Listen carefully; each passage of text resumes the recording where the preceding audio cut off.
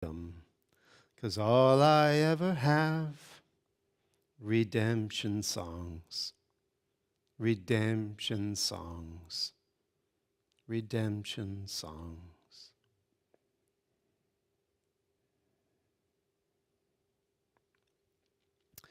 So that's it. It's mental slavery.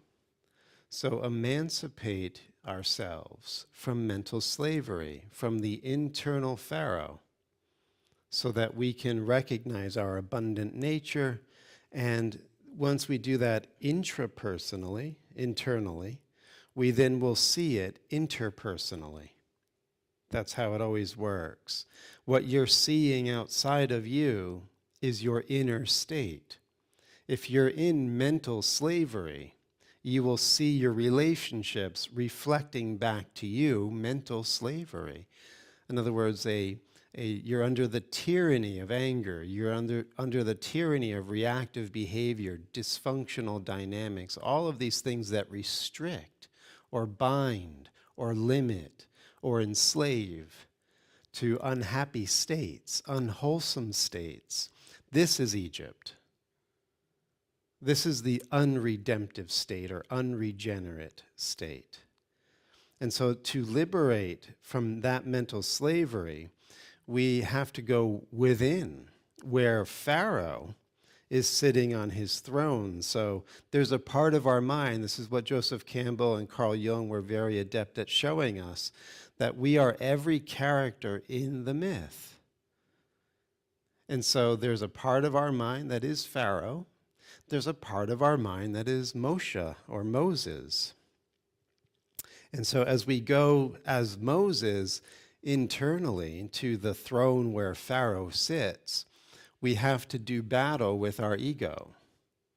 And the ego is that version of us that is really desirous of staying separate, desirous of putting our blame and guilt on other people and making them pay for it, desirous or inclined to attack in order to feel safe and keep our idea of ourself protected. So all of these impulses come from the throne of Pharaoh within us. This is what's really profound. When you begin to deeply introspect, you'll begin to suss out these different impulses and energies and forces and dynamics that are within you. Because remember the great dictum, as above, so below, as within, so without, that you are a microcosm of the macrocosm, that all the forces in the greater universe and all of its vastness are within you. So when we read a text like the Bible, it's a mirror. It's showing you your multidimensional self with all of the elements at play. So it gives you access to see, okay, so did Pharaoh get off the throne in my life, or is Pharaoh alive and well and reigning in the constricted state of my own mental slavery? All right, so this is kind of where we're going. And so this inner journey, as we go to the throne room of our own ego state, we must take Pharaoh off the throne. Because what Pharaoh is doing, unconscious or unbeknownst to ourself, is projecting separation right here, right now. That's the number one impulse that Pharaoh does. Pharaoh, or the ego, or the satanic impulse, whatever you want to call it, is keeping you isolated, separated off from others. And we do this unconsciously and habitually, and all of us seem to just think this is the natural way. And it's truly, living in the bottomless pit. It's not being able to sing the redemption song, because that song is sung together. That song is the recognition that we share the same identity or the same self. So this is something that I think will be brought out nicely in our next journey, next leg of the journey into the poetry of St. John of the Cross. I thought he was a good buddy to bring along this morning as we talk about these ideas of the triumphal entry. And if you don't know anything about St. John of the Cross, he was a Spanish Catholic mystic of the Middle Ages, a close friend and confidant of St. Teresa of Avila, and wrote famously Mount Carmel, the Dark Night of the Soul. These things have been attributed to St. John's mystical tradition. So when you see you're going through the dark night, that's directly taken from St. John. And the dark night plays a lot within his poetry, as you're going to see. The dark night is when all things become quiet and our outgoing impulses become stilled. And our senses and our hopes and inspiration and aspiration for things within Egypt or within the world dry up. So when we're going through the dark night, it often feels like everything's getting worse. I don't have the energy to move outside of myself. I'm in a place of total frustration, sadness, exhaustion. But this is coupled with the hope that God's light, God's power, God's peace and love will be revealed as I keep moving inward. Right? Because remember, in the story of the Exodus, when Moses is going into Pharaoh, it's just one bad news event after another. Moses goes to Pharaoh, let my people go. You saw the movie. And, oh yeah, you got all this time on your hands. Pharaoh says, let them make their own bricks. So it gets worse when you start to confront the ego. Things become heavier, darker, more intense. It's part of the purgation. You have to go through the way of purgation first. You have to start to get out of mental slavery by seeing how addicted you were to life in Egypt. So life in Egypt has to dry up. You have to become completely resigned. In the preliminary teachings, the Longchen Nigtik of Tibetan Buddhism, the first thing you have to go through is revulsion with samsara. It's the same concept, the same archetype. You have to go through revulsion with samsara, and only then will you begin to look for the Buddha consciousness within, right, to set you free. So here is one from St. John of the Cross. Songs of the soul in rapture at having arrived at the height of perfection, which is union with God by the road of spiritual negation. Quite a title. Remember, I just mentioned, too, the way of purgation. If you're familiar with the classic book, Mysticism by Evelyn Underhill, great book. She did a study of the three fundamental paths or dynamics that have to take place on the mystical way. Way of purgation is first, right? Purification. We looked at this when we were looking at the Yoga Sutras, when Patanjali says, the first kriya, the first act is tapas. You have to burn away the impurities. So purgation, purification, right? You see this within the Latin and Greek Orthodox traditions as well. The next stage, once you're purifying the dross of your consciousness, your mind becomes increasingly more illuminated because the debris, the blockage, is being burnt off and lifted. And so the natural radiance of consciousness begins to come in. You begin to thin the veil between your soul and God. And God's light can start to reach you, and you can become more and more illuminated. And as that illumination becomes brighter and clearer, the tyranny of Pharaoh within your mind or soul becomes overthrown. Right? This is the mystical interpretation of the Exodus. Once Pharaoh is drowned in the Sea of Reeds or the Red Sea, there's no more tyrant. You go up the mountain. You're on the top of Sinai. You're in God union. And that is the third and final step, the way of union. And so purgation, illumination, and union. And St. John is going to give us a beautiful narration of union.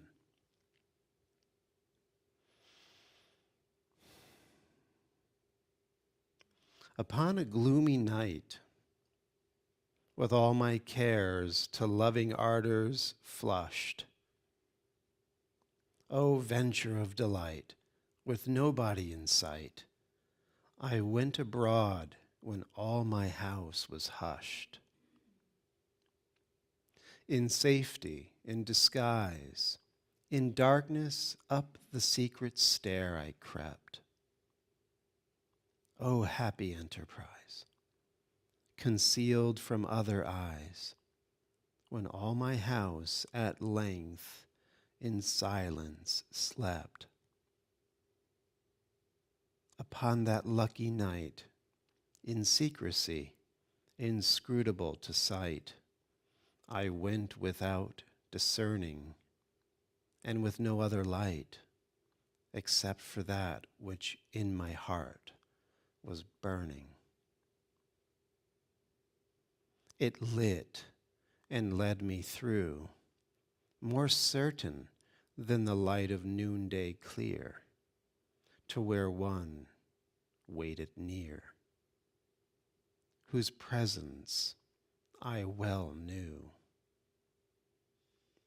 There were no other presence, there where no other presence might appear. O night, that was my guide. O darkness, dearer than the morning's pride. O night, that joined the lover to the beloved bride, transfiguring them each into the other. Within my flowering breast, which only for himself entire I save, he sank into his rest, and all my gifts I gave, lulled by the airs with which the cedars wave. Over the ramparts fanned, while the fresh wind was fluttering his tresses, with his serenest hand my neck he wounded, and suspended every sense with its caresses.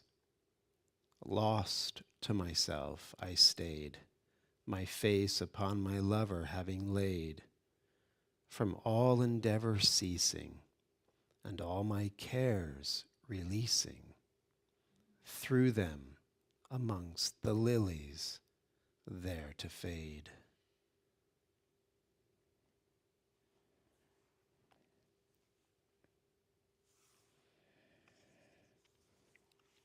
So you can see the way of purgation, the way of illumination, and the way of union within those lines. And what's beautiful about the way of union is that there's the transfiguration, where the bride and the bridegroom undergo what's called in alchemy the eros gamos, the sacred marriage. And this marriage is not of this world, it's not of the body. And so one becomes the other, and through the eyes of each other they see. So you get this often within the Jewish and the Christian traditions, that within the ascent into union, or from illumination into union, one finds, you see this, again, I don't want to overlay you with too many concepts and baggage, but there is this book within the Old Testament pseudepigrapha. You guys know the book of 3rd Enoch. And 3rd Enoch is the ascent of this rabbi going into the way of union.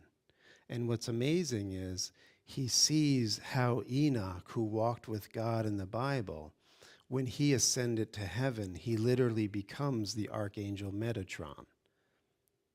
So that this was Enoch all along, just in his heavenly, it's his heavenly twin. So this idea that when you undergo the way of union, think of it this way, it's like there's a part of you like Moses that is ascending, and or St. John in this case. And as you're coming into that radiant altar of your own heart, you're looking at it and you're becoming illuminated by it. But what might not be clear at the time is this is your own light. This is yourself. So eventually all symbols begin to melt away, and all you want is to join in union, in conjugal union is the metaphor, with that light. And when you enter into that deepest embrace of intimacy, like St. John is saying, it pierces you, is another way we'll see in a moment. It pierces you. And as it pierces you, it does something. It turns you from outward looking at the object of the light to inward, transfiguring you.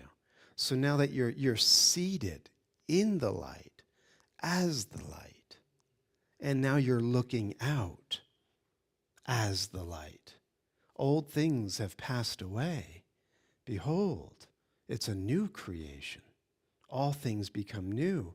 You undergo what St. Paul says in the book of Romans, the metamorphosis. You literally transfigure or transform into yourself, so that yourself isn't some Jesus person out there. You literally become the Christ. Again, Paul says this in Galatians. It's there. We just don't see it. It is no longer I that live, but Christ that lives in me. He's doing the works. He's looking upon the world. He's telling me what everything means. That is where we can abide in what's called in the East Sahaj Samadhi. You're in yoga or union with yourself. You're illuminated. You're enlightened. And so now you're not looking as the Pharaoh or as the ego in a restricted world. You're looking as Yeshua, the liberated one, on a world that is being liberated. Right? The Course calls it the real world. And you see everyone waiting to be set free. The fields are white for harvest. Everyone is ready to hear the call, to undergo this journey themselves. Purgation, illumination, and union. That's why he says at the beginning of A Course in Miracles, it is a required course. Only the time you take it is voluntary. Free will does not mean that you can choose the curriculum. The curriculum is set. You have to undergo this process of transfiguration. But how much you want to take at a given time is up to you. I need a drink. I'm sorry for that. Lisa, I'm so sorry. Because I'm a little less hindered when I'm with her, and it's painful.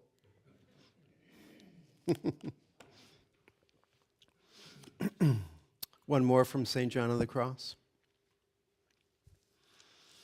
This is beautiful. Verses written after an ecstasy of high exaltation. So if you can feel the transmission, the energy, the realization behind the language, like he's writing from that experience, right? Very different. I entered in, I know not where, and I remained, though knowing naught, transcending knowledge with my thought. Of when I entered, I know not, but when I saw that I was there, though where it was I do not care. Strange things I learned, with greatness fraught. Yet what I heard I'll not declare, but there I stayed, though knowing naught, transcending knowledge with my thought. Of peace and piety interwound, this perfect science had been wrought. Within the solitude profound, a straight and narrow path it taught. Such secret wisdom there I found, that there I stammered, saying naught, but topped all knowledge with my thought. So borne aloft, so drunken reeling,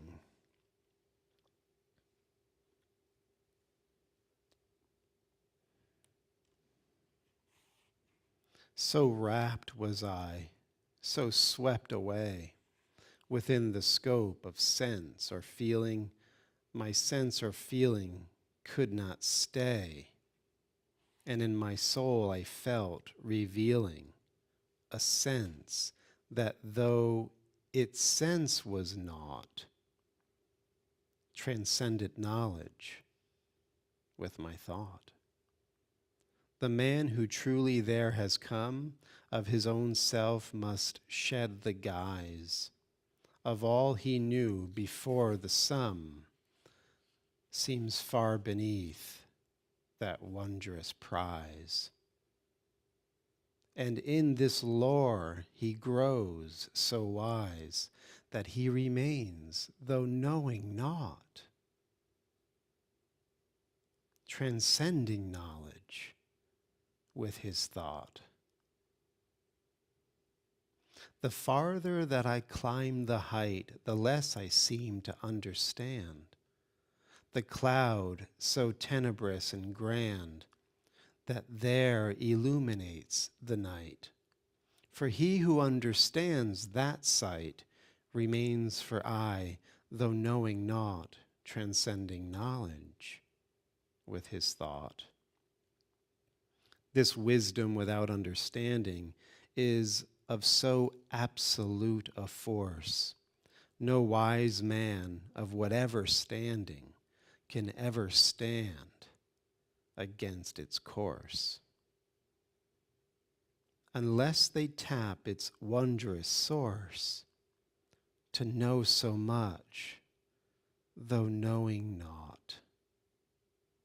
They pass all knowledge with their thought.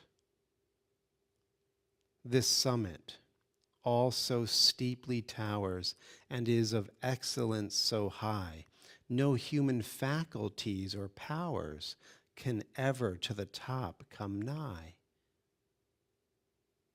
Whoever with its steep could vie, though knowing nothing, would transcend all thought forever without end.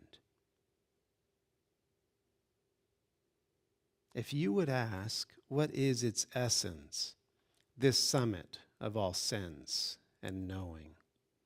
It comes from the divinest presence, the sudden sense of Him outflowing. In His great clemency bestowing the gift that leaves men knowing naught, yet passing knowledge with their thought.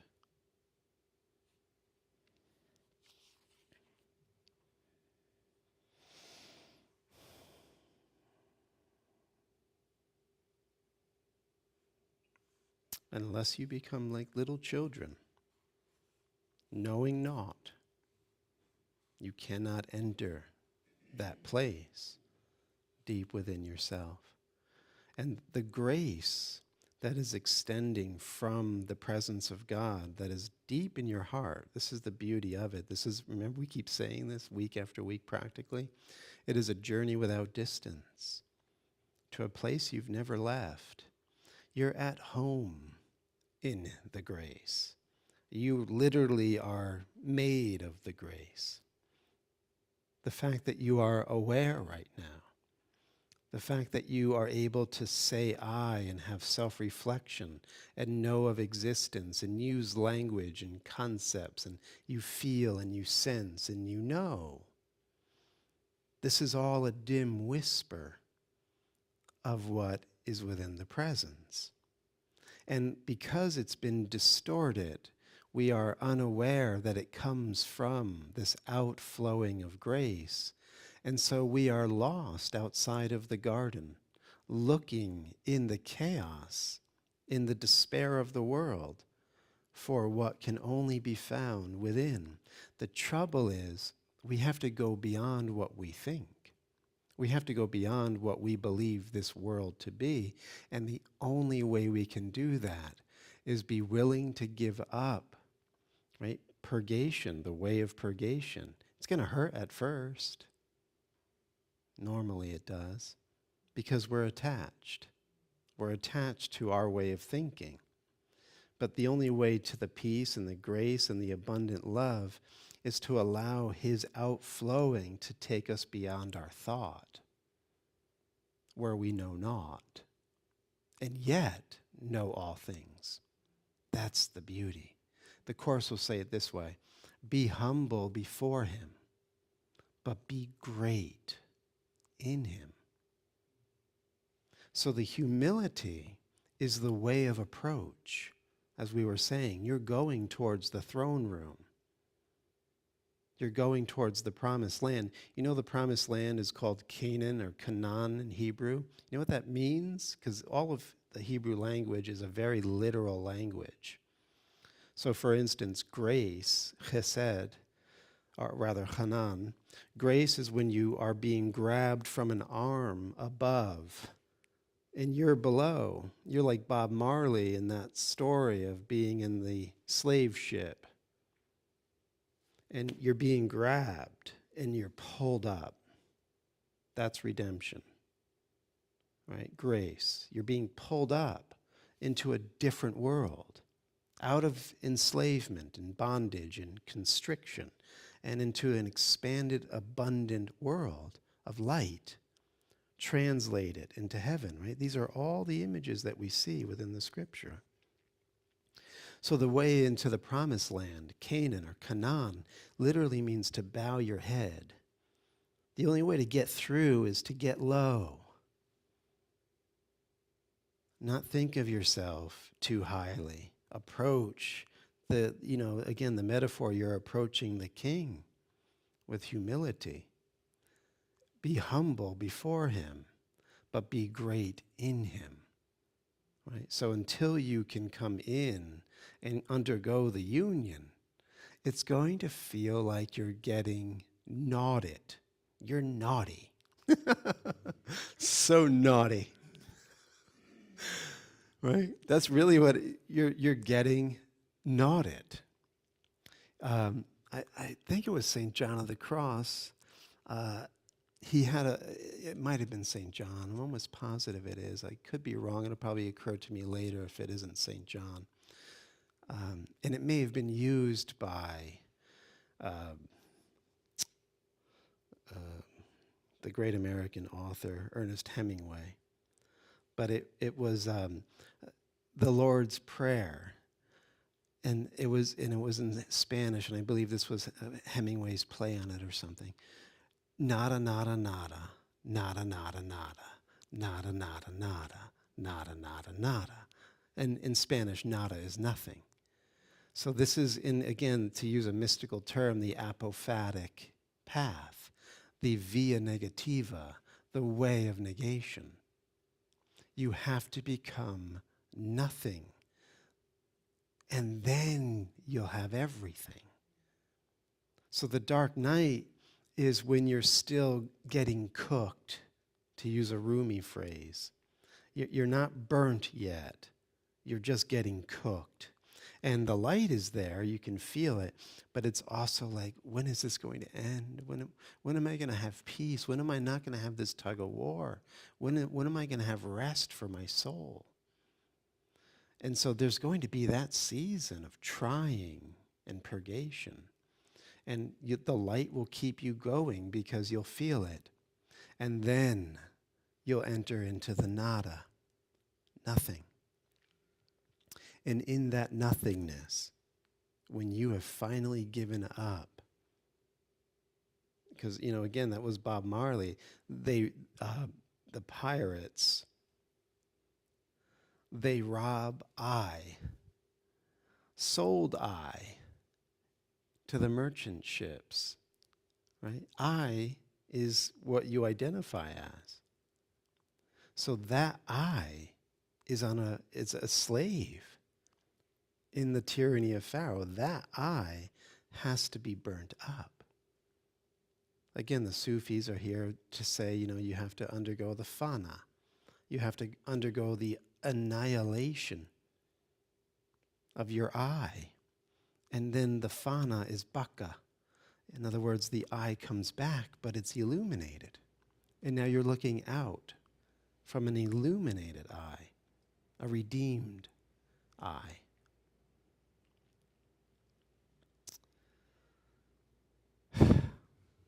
Excuse me.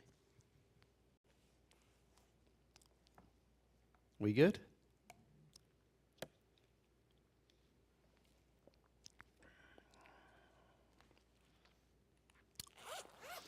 We've got to fulfill the book.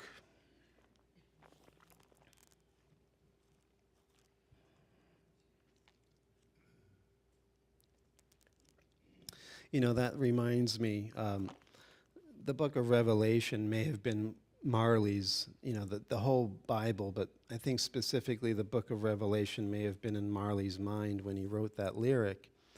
And it's just an interesting little factoid. We see this from the work of the, controversial character Eliphas Levi, one of the French occultists during the occultist revival of the 19th century in France. Levi wrote a book called Transcendental Magic. And in that book, he made a really insightful connection between the 22 chapters of the book of Revelation and the 22 major arcana of the tarot deck. And if you look at the major arcana of the tarot deck, you might know this. These are all the archetypes, the psychological archetypes of undergoing this path into union with God, right? It's symbolized within the tarot or tarot deck. And so the end of, you start out as the Fool, right? We've all seen the Fool card. It's 0 in the arcana. It's nada. So the way to get on the path, you have to be zeroed out. You're the Fool. And the Fool's got his little rucksack or, little bandana on his stick, and he's just, walking. And he's ready to walk right off a cliff in some of the renditions of the Fool card. And that is the first step on the journey, that you have to be zeroed out and you have to be willing to walk in faith, not looking, but being guided, right? And then you go through all of the other 21 transformative steps or archetypal transformations, and you end up as the universe. Your consciousness becomes the universe, right? And this is the end of the story in the book of Revelation, where John the Divine beholds a new heavens and a new earth, a whole new universe. And this is the path of divine union. The temple comes down, the earth is illuminated, saved, redeemed. But before that can happen, we have to go through the path of purgation. And one of the things I want to point out in our final few minutes here this morning is this idea of crucifixion, of sacrifice, of struggle. It has been a major tenet within most spiritual traditions, especially those with a more ascetical bent, East and West. The path of pain is going to have to, you have to undergo the path of pain.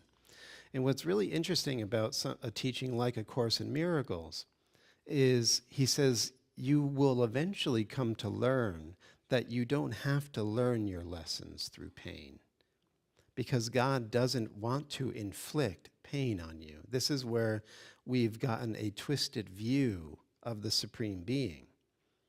So if we are going with the stock teaching or the mainline teaching of Christianity, God the Father had to murder his only beloved Son so that you, worm, could be saved. So God's pissed at you. God will destroy you in hell. But he's so kind and merciful that he'll brutally torment and murder his beloved Son in your place to basically get his wrath off of you and onto him. This is what we're told. So we're dealing with a supreme being who is murderous.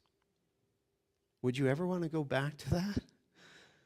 Even if the crucifixion paid your sins, would you ever feel inclined to go, oh, well, thanks, thanks for just, brutalizing him instead of me? How could you ever get close to that? How could you ever feel safe with that? So in A Course in Miracles, given by the historic Jesus, if you can buy that, this notion of the crucifixion is completely reinterpreted. God is not a murderous, wrathful, angry God.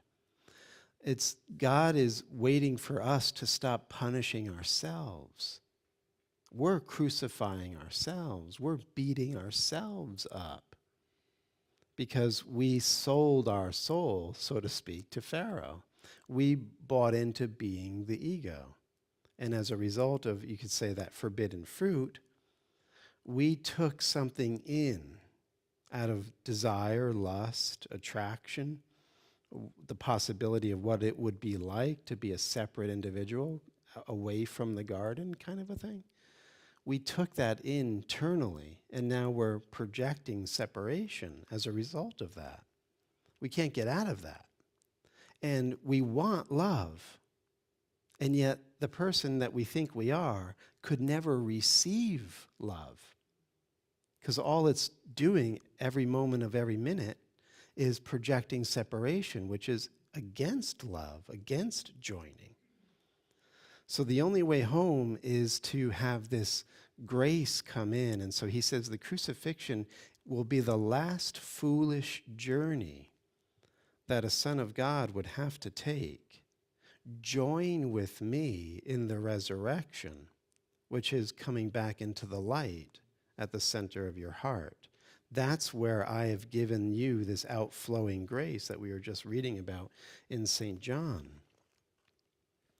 And so he says here in chapter 6 of the Course, talking about the crucifixion in quite some length, he says the crucifixion was a complex of behaviors arising out of clearly opposed thought systems. As such, it is the perfect symbol of conflict between the ego and the Son of God. It was as much intrapersonal as interpersonal then, just as it is now, and is still just as real. But because it is just as real now, its lesson too has equal reality when it is learned. And what is the main learning that is being communicated here? He says, no one is punished for sins. Right? We're doing this to ourselves. No one is punished for sins, and the sons of God are not sinners. Any concept of punishment involves the projection of blame and reinforces the idea that blame is justified. The behavior that results is a lesson in blame, just as all behavior teaches the beliefs that motivate it. So if we believe that God punished Jesus, look what happens to the mind. Then there are those that do deserve to be punished, that are not accepting Jesus. So it just keeps breeding division and conflict. So if you look at the whole history of Christendom, it was literally the Dark Ages. It was murderous. It was divisive. It was horrendous, what was being done under the banner of the Prince of Peace. We actually turned up the crucifixion. We amplified the crucifixion. We kept increasing the intensity of blame. She's a witch. Reminds me of that Monty Python scene. Oh my God, that's hilarious. If you haven't seen it, was it the Monty Python and the Holy Grail? That scene of the witch is just hilarious. But that's it. It's the projecting of blame. So again, in order for us to come to the state of resurrection and transfiguration, we have to begin to let go of this path of blame, right? I don't want to bore you guys any more than I am already. So let's send the blue bag around.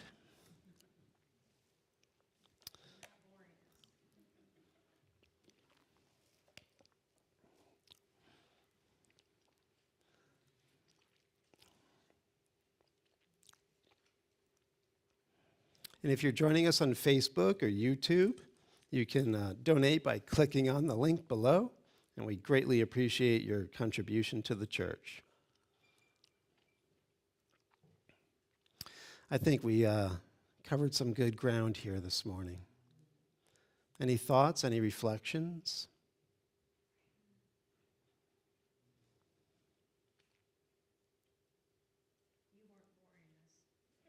I'm glad to hear that.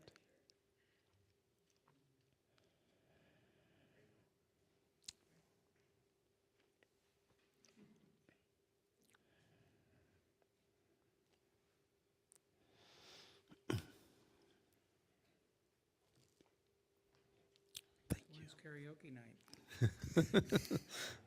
You got a lot of songs to sing, huh? And we are very grateful for the offerings. We bless them in the name of truth and love. May they be charged with the energy to bring true redemption to the hearts and minds that are affected by this blessing. And so it is. Amen.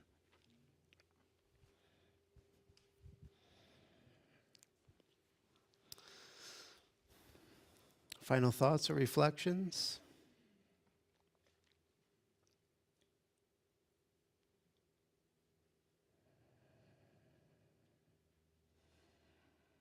We have an amazing spiritual heritage as human beings. You know, it's all there when you're ready. You can't see it until you're ready, but when you're ready, it's all there waiting for you.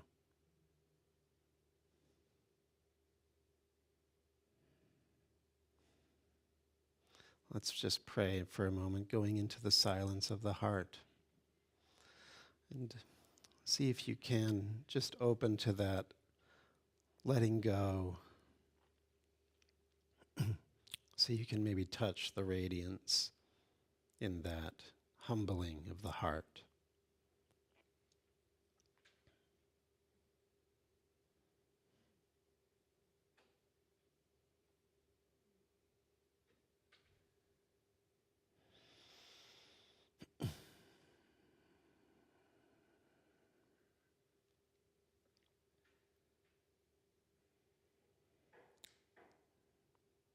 Whatever tradition you may find affinity with, again, the archetype is always the same. We are receiving help from above. That downward reaching hand of grace is always there for us. We just simply have to reach up for it within our heart. Ask, and it is given. Knock, and the door is open. Seek, and you shall find.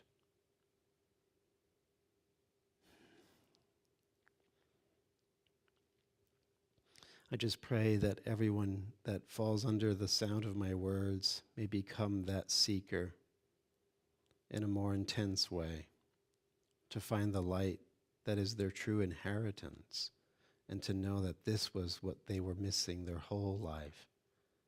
You, your presence, your outflowing grace. May we sober up from the drunkenness of the world belief system and know where true happiness is, beyond our thoughts.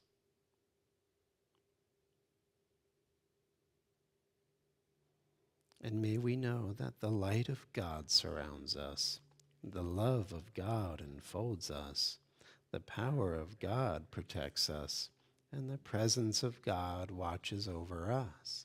Wherever we are, God is. Amen. Thank you, everybody, for being here. Love you very much. Join us tomorrow night, A Course in Miracles, 7:15 p.m. in the sanctuary. Peace. Emancipate yourself from mental slavery.